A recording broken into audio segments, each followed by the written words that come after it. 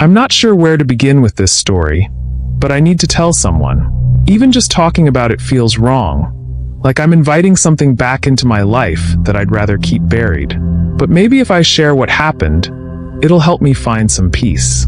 This all started a few years ago. I had just moved into a small old apartment on the outskirts of town. It wasn't much, but it was affordable, and I was excited to finally have a place of my own. The apartment was in a building that must have been at least 100 years old.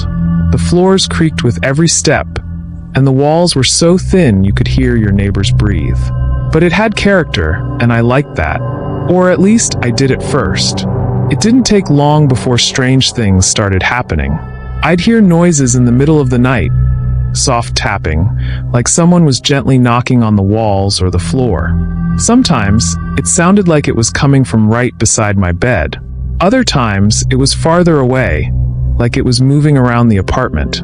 I tried to tell myself it was just the building settling, but deep down, I knew something was off. Then there was the mirror.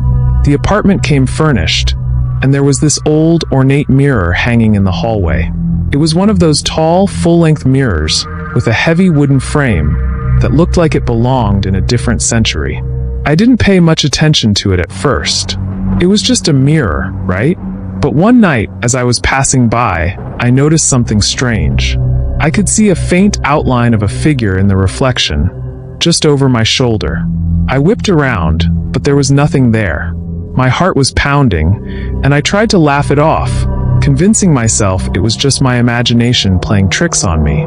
But the image stuck with me, and I found myself avoiding that hallway as much as possible. One night, I was lying in bed, trying to fall asleep when I heard the tapping again. This time, it was louder, more insistent. It was coming from the hallway, right where the mirror was. I pulled the covers up to my chin, trying to block out the sound, but it just kept going, like someone was drumming their fingers on the glass. I don't know what possessed me to get up, but I did. I grabbed a flashlight and slowly crept towards the hallway.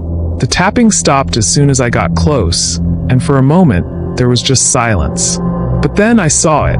The mirror was fogged up, like someone had been breathing on it.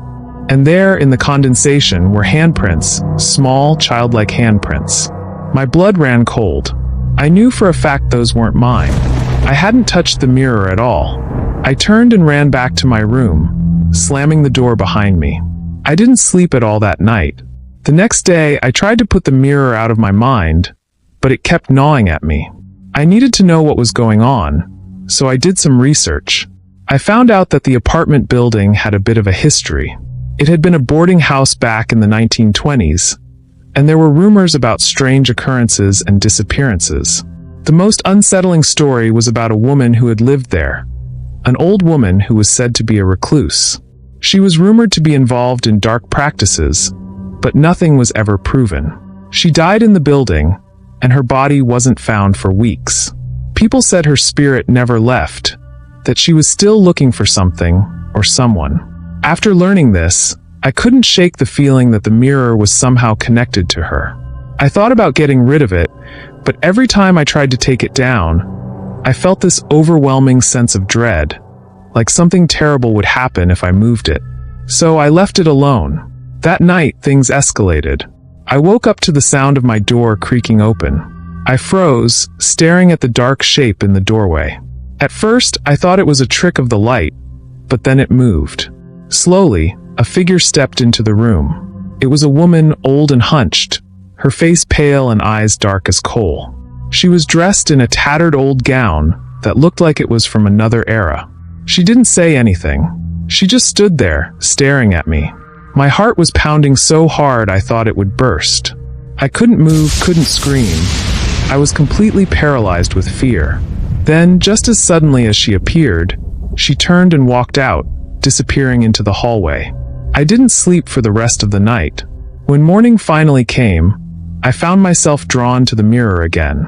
I don't know why, but I felt like I needed to look. When I got there, the glass was clear, but as I stood in front of it, the same cold feeling washed over me. I stared at my reflection and slowly, almost imperceptibly, another face began to appear over mine, the face of the old woman. I stumbled back, terrified, but the reflection stayed for a few seconds longer before fading away. That was it.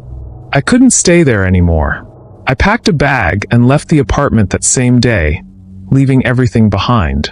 I didn't care about the deposit or the lease. I just needed to get out. I moved to a different part of town, far away from that place. For a while, things were quiet. I didn't hear any tapping, didn't see any strange figures. But every so often, I'd catch a glimpse of something out of the corner of my eye. A shadow, a face in the glass, something that shouldn't be there. And then the nightmare started. I'd see the old woman in my dreams, standing at the foot of my bed, her eyes boring into me, as if she was trying to tell me something. Every night, the dream would get worse, until one night I woke up to find her standing over me, her cold hand reaching for my throat. That was when I knew I couldn't escape her. I don't know what she wants or why she's attached to me, but I can feel her presence, even now, as I'm telling this story. She's always there, just on the edge of my vision, waiting. And the worst part? I can't look in a mirror anymore. Every time I do, I see her staring back at me, a cold smile on her lips. I don't know how much longer I can take this. I'm scared that one day, she'll find a way to take me, just like she took all those others. So if you ever find yourself in an old building, and you hear tapping in the walls, or see strange reflections in a mirror, get out. Don't wait, don't try to figure it out. Just leave. Because once she's attached to you, there's no going back. You'll never be alone again.